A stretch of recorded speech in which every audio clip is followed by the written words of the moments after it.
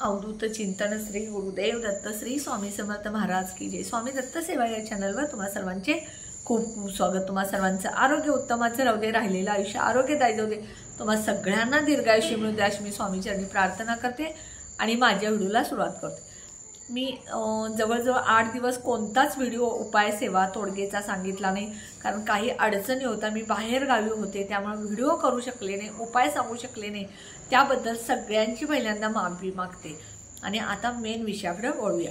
आपल्या घरामध्ये दोष म्हणजे कुठले बघा, पितृदोष असतील, 7.5 असेल, नकारात्मकता असेल, शनीची 7.5 असेल, मंगळचा दोष असेल, तर यावरती आपल्याला काही उपाय करायचे।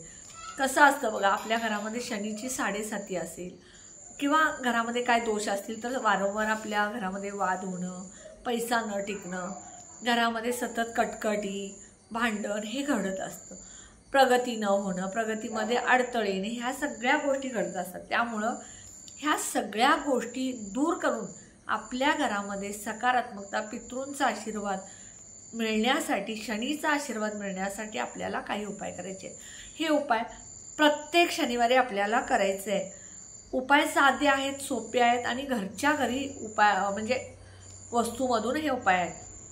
कसं असतं बघा, आपल्याला पितृंचा दोष लागला तर आपल्या घरामध्ये खूप त्रास होतो, त्यावेळेला आपण एखाद्याकडे कुंडली दाखवायला जातो, एखाद्या ब्राह्मणांच्या गुरुजीकडे, आणि त्यावेळेला त्यांनी आपल्याला शांती करायला सांगतात किंवा होम हवन काय असेल ते, आणि त्याला आपल्याला बरेच पैसे खर्च करा।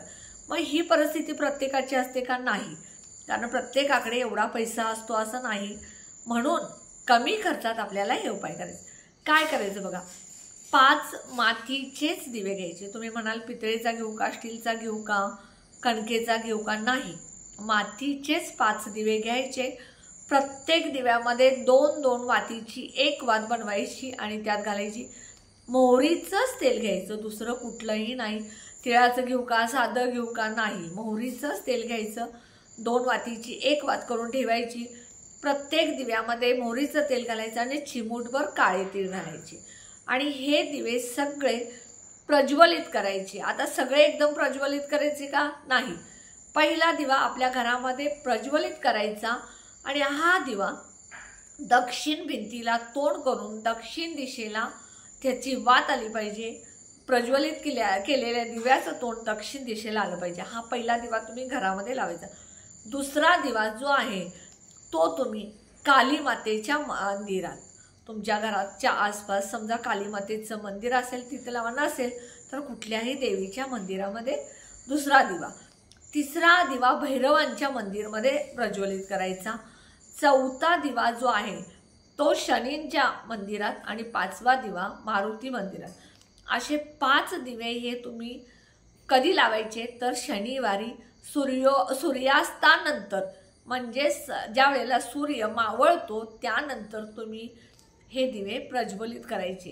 हे दिवे प्रज्वलित केल्यानंतर तुम्ही जे दिवे प्रज्वलित करता त्यावेळेला तुम्ही पॉझिटिव्ह बोलायचं की माझ्या घरातली सगळी 7.5 निघून गेलेली आहे, माझ्या घरातले पितृदोष निघून गेलेले आहेत, माझ्या घरातली नकारात्मकता निघून गेलेली आहे, माझ्या घरात सगळं सुखी समाधानी आनंदी, आमच्या घरातलं सगळं वातावरण खूप चांगलं आहे असं म्हणायचं। शनीच्या आणि मारुतीच्या मंदिरामध्ये काही ठिकाणी स्त्रिया जात नसतील तर त्या ठिकाणी आपल्या मुलांना किंवा पतीला जरी पाठवलं तरी चालेल। हे उपाय किती शनिवार करायचे तर आपण नेहमी हे उपाय करत राहिला तर जसं जसं तुम्ही हे शनिवारी जास्त शनिवार कराल तसं तसं तुमच्या घरामध्ये खूप प्रगती होईल।